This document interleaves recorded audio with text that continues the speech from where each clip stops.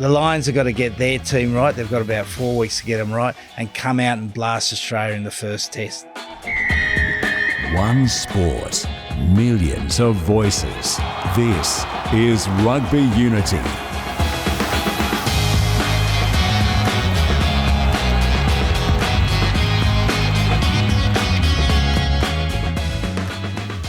Hello everyone and welcome to Rugby Unity, a podcast with a very simple mission: to help secure the future prosperity of rugby union around the world. My name is David Pembroke, thanks for joining me.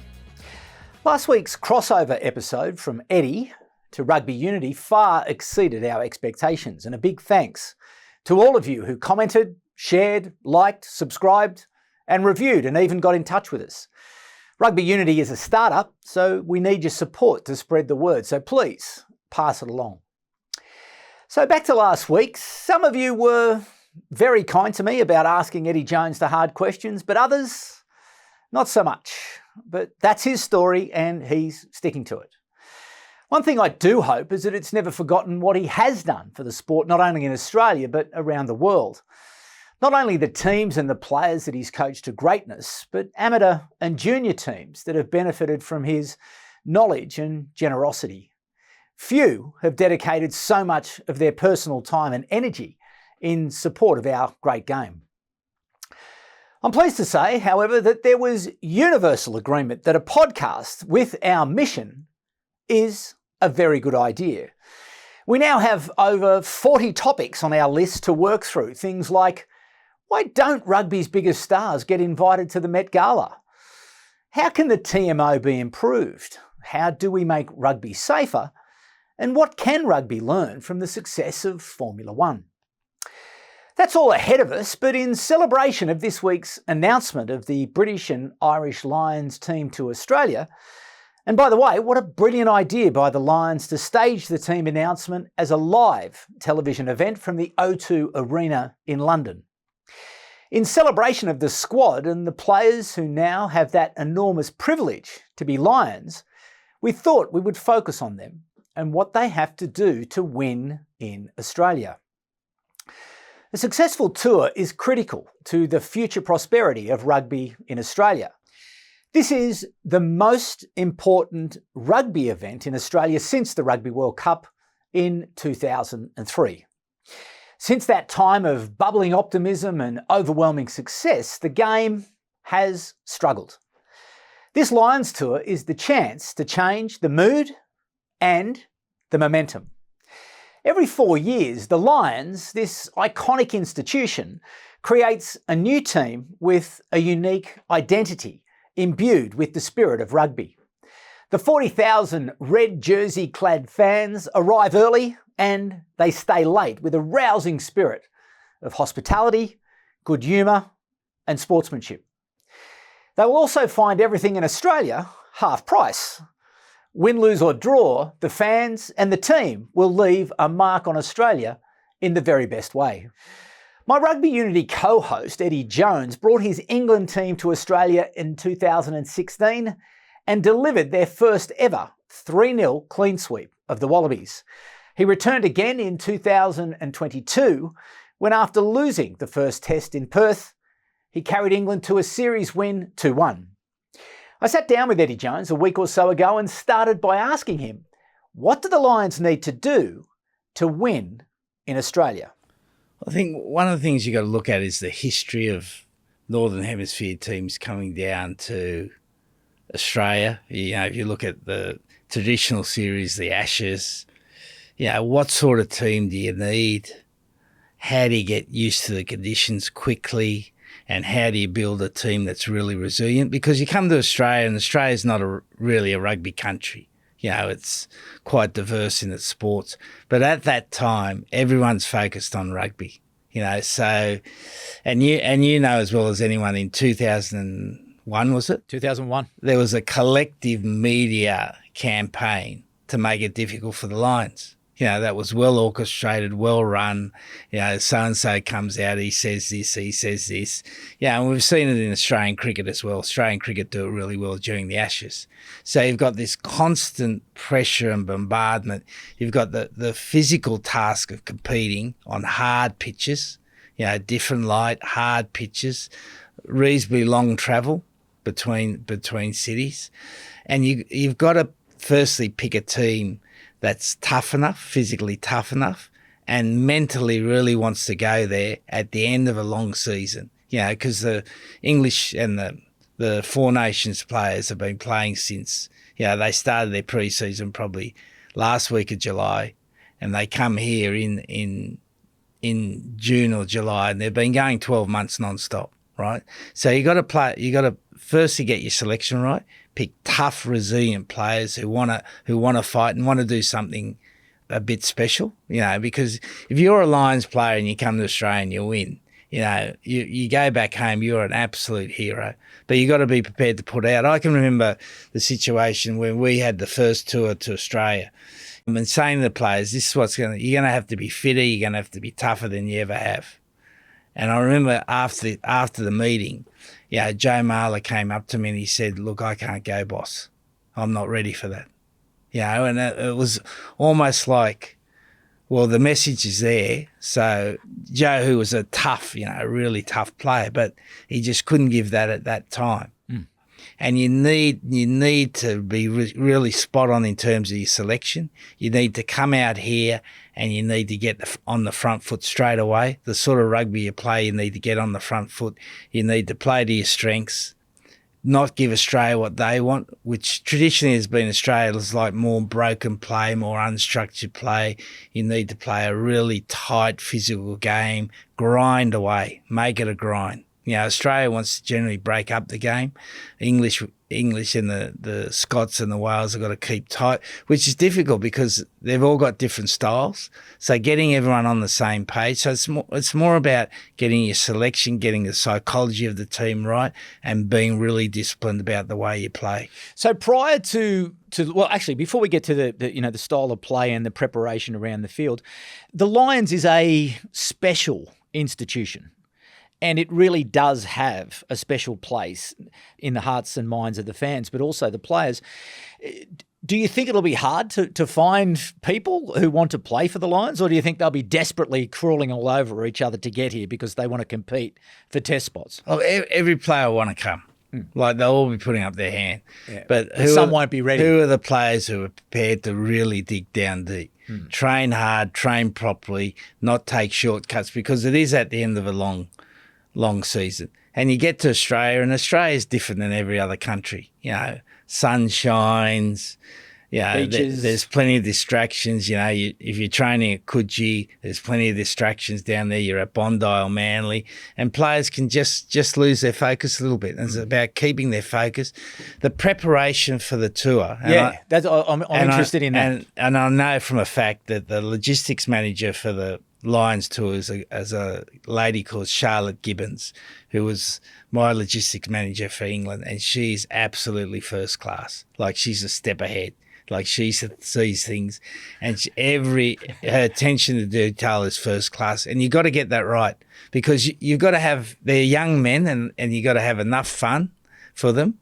But if you have a little bit too much fun, it distracts from the rugby. So it's that fine balance. You've got that triangle of high performance. We've got high performance at the top, enjoyment, hard work. And for a Lions tour in Australia, you've got to get that balance right. Knowing when to have breaks, when to lighten up, but then when to work hard. So in terms of that preparation of the players from a mental and physical aspect prior to their departure, what have you got to get right? You mentioned there before about that integration of styles of the different countries. You faced a similar thing with England when you were trying to integrate, the different players from the different teams. So how do you do that, and how do you do that successfully? Well, everyone talks about clarity, mate. So you've got to have some key principles about how you want to play, and particularly with the Lions, you talk about the best players in each of the four nations. So you've got high quality players, but it's just getting them on the same page, so having some clear principles about how you want to play, and particularly in terms of attack. Like, attack's probably more difficult than defence, about how you want to play, because Finn Russell's got certain things he likes to do. Now, you don't want to restrict him, you don't want to take away his individual flair, but you want to make sure that he plays within a framework that everyone understands. So that's one of the key things about having enough information but not too much information because, again, you've only got 3 or 4 weeks to put the team together to be at their best for the first test. And you win the first test, like that puts you on the front foot. That gives you a great opportunity to win the series. You look at that 2001 series, like Australia got caught, didn't they? Totally. Got caught. And because the Australian players weren't ready for it, because they'd become off Super Rugby. It was, Brumbies were the top team and they played a lot of ball in hand, quick ruck ball. But Test Rugby's not about that, it's about the toughness of the contest. And so the Lions have got to get their team right. They've got about 4 weeks to get them right and come out and blast Australia in the first test. And then they've got to keep their heads on because then you're the greatest Lions team ever, and all the smoke and everything starts blowing up certain areas of players and to keep the balance right and to keep them on track for the second test, because then all that week the Australians are getting hammered and they're going to respond. So it's that psychological battle that's right, but it comes down to the messaging from the coaches and they've got a great coach in Andy Farrell and the leadership group. Like the leadership group will be really important in reinforcing those messages and getting the right balance for the team. So before we get to, and I do want to have a look at that sort of first, second test dynamic and dive into that a little bit, particularly, Brisbane, Melbourne, Sydney, and that particular dynamic. But in terms of the physical preparation before they leave, how are you focused on that? Are you looking to put miles into their legs? Are you looking to, how hard are you pushing them, knowing that they've got to get to Australia and then, as you say, they've got that period of time before they get ready for the first test? Well, you got to get their legs ready for the hard tracks. And how do you do that in the UK? Well, I think they've got a warm-up game against Argentina. They do, in Dublin. Yeah. Oh, Dublin. It's in Dublin, yeah. So you want to put they'd want to go into that game a bit heavy. Right. Get some extra work in. You can use that as a training week, get an extra working, because whilst you want to win that test, you don't have to be at your best. And so, it's like a horse trainer. Get some work into them early, long flight over, good recovery, and then you just want to do quality work here. So you've landed in Perth. What would you be doing if you were the coach of the Lions once you've got them here? They've got a game against the Force on the 28th because the game in Dublin is the 21st of June. What would you be doing to get them right? Well, there's a couple of things I think that you got to take into consideration. How obvious do you make your first team? When do you start picking your first team? There's two things. Firstly, to keep the cohesion of the squad, everyone wants to think they've got a chance to play. Yep. So you've got to make sure that you give everyone a perceived opportunity to play and be in competition. But at the same time, you've got to build cohesion. And rugby is such a cohesive game. So what would I be doing? What would you do? Yeah. Well, I always probably use a 80-20 rule where you try to get 80% of your first team in place. And then you got 20% you play with, where you're rewarding good training, good effort, and there's still, you can still see there's competition for places, but you're building up the cohesion. And in terms of that 80%, are you looking at your centre pairing, your half, fly half, your tight five? Where are you looking to sort of put that spine in place? I think there's a couple of obvious ones. Firstly, your line out work. If Itaje is going to be the leading lock, does that then bring Jamie George? And one of the most interesting stats to come out of the Six Nations, because they take stats on everything now, mate. In competed throws, Yep. he had the highest percentage of any hooker. Okay. But in uncontested throw, there might have been hookers who had better, but the competed throws are the important ones. And so that's one important, because you get basically most of your ball now through line out and kick return. And then the second thing, your 9-10 combination, is going to be super important. And then your fullback and wingers. Okay. So then obviously the test matches are the Lions don't want to lose to anybody. And so they're not going to lose. Well, certainly they're going to be competitive. I'll tell you on that. I watched a bit of the Force and Hurricanes on the weekend. Gee, that Simon Cron's done a good job with the Force. Okay. He's got them playing well. What did you like about? Just the toughness they played. They look, Donaldson's come through. Yeah. And again, if we go back to a previous episode when we talked about Australia, like Donaldson was one of the young guys we invested in, and he's now starting to show the fruits of that. He played really well. Do you think they could spring an upset? Like Force. the Lions arrive, first game, packed stadium, big game, Force, as you say, having had a good year. Is that where the Lions will be vulnerable? Because you're talking like the Lions are going to.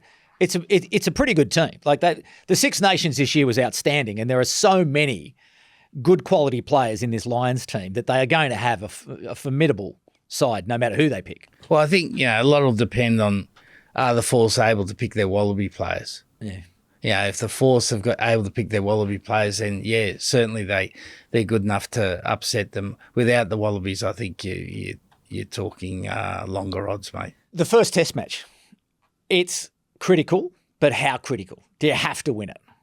Well, you don't. We showed in the last tour here with England, we lost the first Test in Perth and came back and won the second and third Test. But ideally, you want to get on the front foot. It puts you in charge of the series. All the hard work you've done then gets reinforced that it works. And particularly when you've got a team that's coming together, the trust you can build through the process of winning is pretty important. So, and Brisbane, Suncorp, Australia's home ground. Yeah. You always said that. And it's always a fast track. The ball's a little bit slippery, but it's a fast track. It suits Australia. They got a good record there, hard to beat there. So, the Lions need a Battle of Ballymore type approach. They need to go in and physically really make it so difficult for the Australians. What's the impact of the Lions fans around that? Because they'll be here in huge numbers, they'll be wearing those red jumpers day and night. What sort of pressure and impact will that have on the preparation of the team, knowing that their fans have travelled so far for success? Well, I think it puts more pressure on the beer suppliers, mate. I was up in Coffs last week, and Bruce Warboy, he used to be executive director and a great rugby man. He was saying they had the Lions up there, I think was it the last tour or maybe in 2001. He had them up in Coffs and he was talking to the match manager and he said, mate, whatever beer you got, double it, right? Double it. And the bloke said, no, we'll be right. He said, double it. So he's doubled and he said, now double it again, right? He said by half-time, like now they've 4 times the beer they were going to have. By half-time, they've run out, right? And I reckon it's almost like we're talking about rugby unity. They bring the spirit of the game. They cheer their team, they drink, they have a great time, but there's never any ill feeling at the end of the game. Okay, you've won or you lost. And it doesn't matter what they do, they're going to go back and have a few beers. It's so exciting, isn't it? But for the players, I think it's just makes them feel good that people are prepared to travel so far to watch them play and support them. And they're visible. Yeah. That's the other thing. And they're visible during the week. They're visible when you're driving to the ground, and clearly that happens. So that's Brisbane, but then down to Melbourne. Melbourne's a different sort of a place. Obviously, AFL's very big, but the numbers, the red jerseys, certainly that's where it was turned around in 2001. And which field? Is it cricket ground? No, MCG, yep. MCG. Yep. It's at the MCG. Okay. So there'll be 100,000 people there. So one of the key things will be getting used to the pitch condition there. Yep. Just having played New Zealand back there 2 years ago, it was quite slippery and gave a bit. So your preparation for that. If you remember the Gabba in 2001, yes. Australia got caught out, didn't they? Totally. Yeah. So you got to be prepared. Well, got caught out on and off the field because remember the red veil around the stadium. It was a colder. Yes, and you've got less. The weeks are quieter week because you get less pressure, less, people unless you're an AFL player, no one cares who you are in Melbourne, unless you're playing for the Western Bulldogs or Collingwood, they don't really care. These big blokes walking around, they'll do what you want in Melbourne. So, it's a nice relaxed week for them off the field, I think. Yep. But then the game, trickier pitch, middle of a big ground,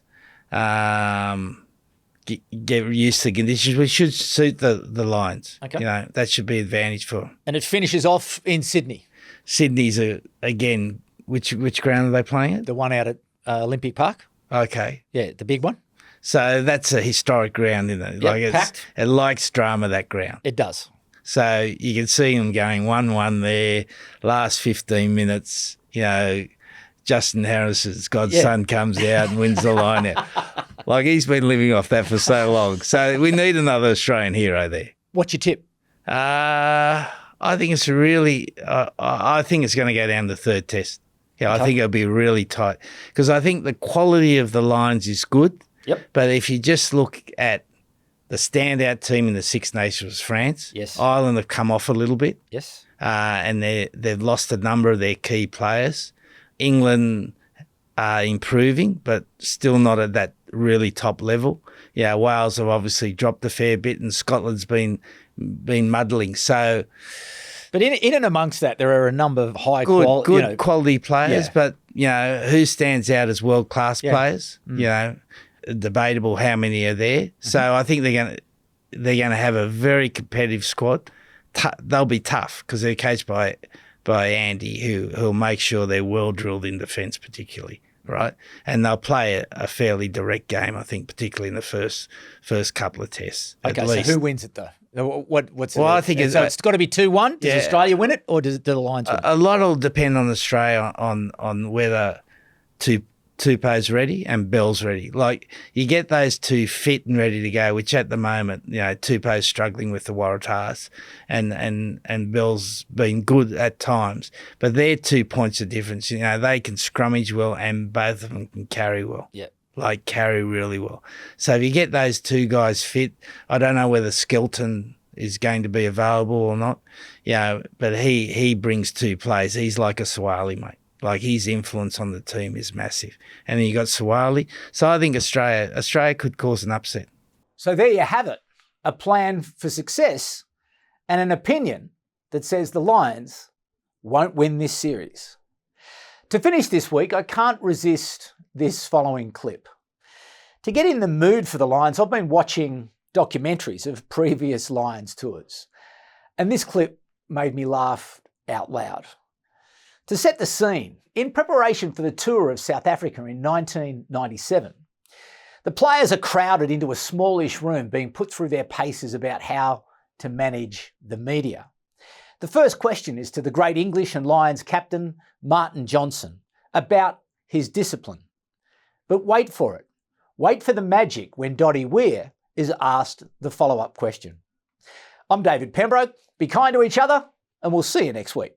Martin, you've cost England a couple of tries this season by losing your temper and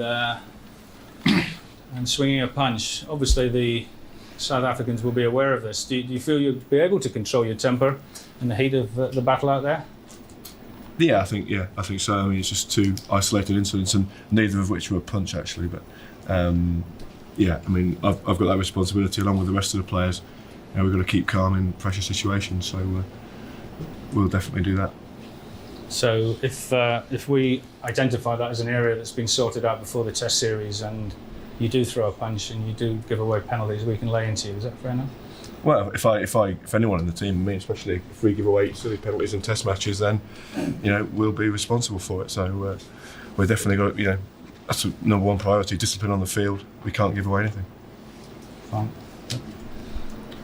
Dotty Weir, you were seen by a group of South African journalists in the nightclub in Port Elizabeth around midnight on Friday. Now, you weren't playing on Saturday, but it was our understanding that the team management had put a curfew on for everybody at 11 o'clock.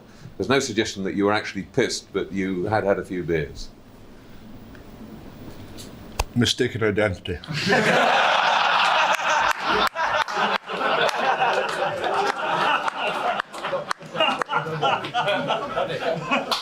Could you tell us the British line who it was then? My father's out on tour.